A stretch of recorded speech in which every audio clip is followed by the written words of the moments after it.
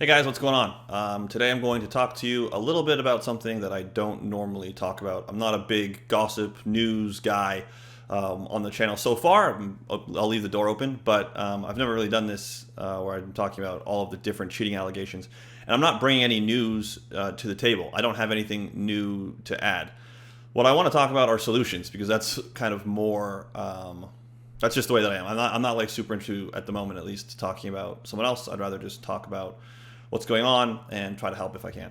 So the first thing is, what's the problem, right? So the problem is there's a lot of allegations of cheating, and normally I don't really get involved or put my opinion forward, and I don't have an opinion about who's cheating and who's not cheating.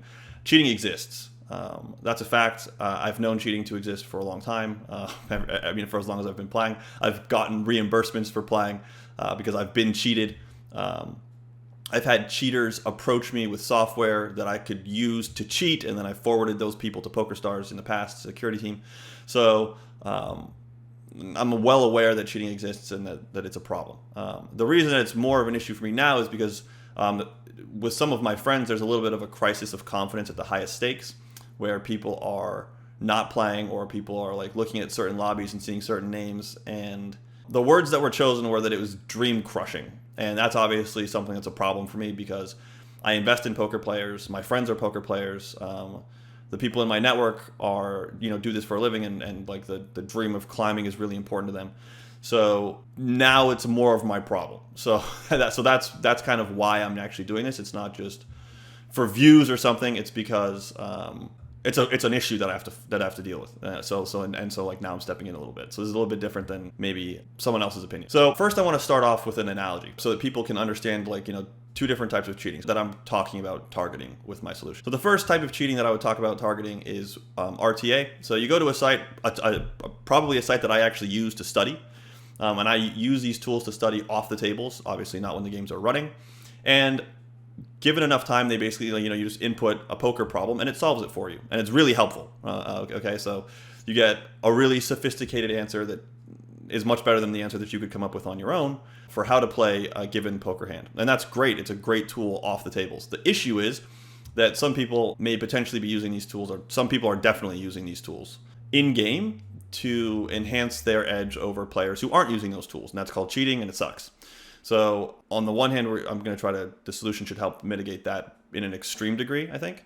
And then the next form of cheating is collusion, which is also very common. I think this also would deal with that.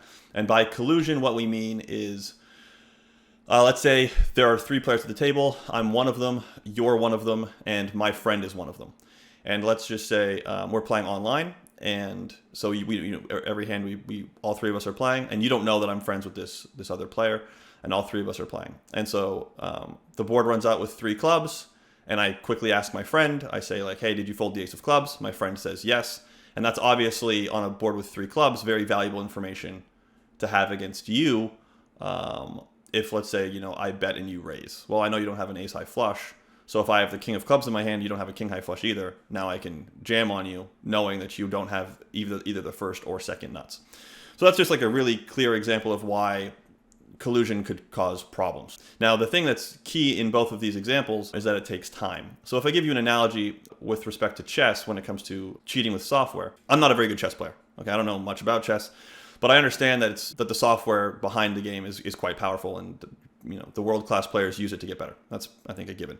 So if you gave me that software and I had it at my disposal, but it wasn't attached to the client, it wasn't attached to the game, it was just on my laptop off to the side, and I played a chess game against you who's much better than me. Okay, so let's just assume that you've got way better skill set at chess than I do. And you'd crush me, right? Now, if you give me that software, I should beat you, but only under certain conditions. If you give me that software and you give me 1 second to act, I still can't beat you, right? Because I can't consult the software fast enough to make my decisions. If you only give me 1 second to act, I have to move the piece, and like I'm operating with whatever's in my head, right? Which is obviously weak. So you're gonna win, okay? If you give me 2 minutes to make a decision, well, now I can consult the software, come up with a very good answer, and kick your ass. It doesn't really matter how good at chess you are. It doesn't matter how much better you are than me. If you give me 2 minutes and some software, you're gonna lose. So that's kind of my point. So in poker, what I'm referring to now is basically the time bank.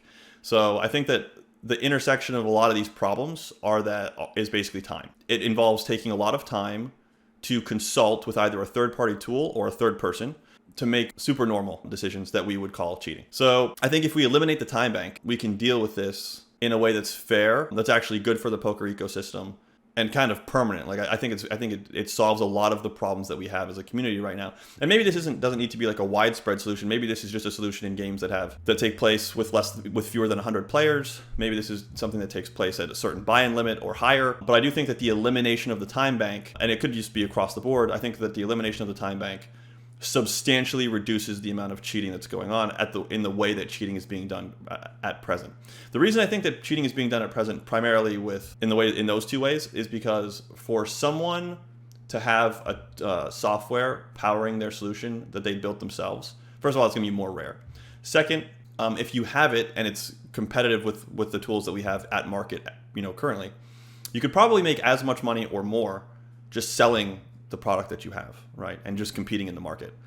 And so I don't think that there are very many private cheating tools that are competitive with what's publicly available, because again, you could just make a lot of money without the ethical problems by just selling access to your solutions. So I think that most people who are cheating are piggybacking off of what are currently public market solutions. I think that's mostly like the cheating that we talk about when we're talking about RTA. And I think that elimination of the time bank completely eliminates that type of cheating because it's just so clunky. It's just too slow. And I think it severely impacts cheating through collusion, which are some of the main forms of cheating that I think are taking place today. So the immediate consequences are very favorable in terms of what I would call the desired outcome, which is that we get less cheating. The third order consequences, there are a lot of them, and I'm not going to cover all of them because I can't. I mean, there are going to be some that I don't foresee, but I think some of the ones that are fairly obvious is that you're going to have less regs per table, so less regular players per table. I think that's desirable by the poker sites. I think it's probably desirable by recreational players to play against, the nice thing about poker is that you get to play against, anyone in the world. You don't have to be the best player in the world to compete with the best in the world. And I think that's fun. But I think that competing against only them, because they're playing, 20 tables at a time and there's 20 of them, is not really the experience people want. So the immediate consequence would be that regular players are going to play fewer tables themselves because the consequences of acting slowly are quite high. Like you're going to have to fold. So, because the game is faster, if there's no time bank, you're going to have players who are capable of playing 12 tables at once play 8 or play 6 or something. So I think that that's probably desirable. I think that you're going to have more action per blind level, which I think for the game as a whole is desirable. Obviously, we have a time bank for a reason. People enjoy being able to think about their decisions. But I think that that's a small amount of friction that you can pretty easily get over. I think that I don't think that makes or breaks poker in any sense. I don't think anyone really wants to wait around for people to act. So as long as it's across the board, I think that most people could get behind something like that. The edge would obviously go down for slow thinkers, and it would go up for faster thinkers. I'm aware of that. The edges that have been traditionally gained by players stalling around bubbles or around pay jumps, which is something that I think a lot of people don't even know exists, but it's very economic. If there are 22 players that cash and there are 23 left, it's very economic to start stalling if you're short. Because you'll go through those pay jumps automatically. It's not like a bubble. On bubbles, the software typically freezes and we play hand for hand. But we don't play hand for hand, and there's a reason for that. There's a reason why we play hand for hand on bubbles. It's because it's economic to stall if you don't have that hand for hand mechanism in place. That's the reason. It's because you make money stalling if there is no hand for hand solution. And so there is no hand-for-hand solution around normal pay jumps. So stalling is very economic if you're short, okay?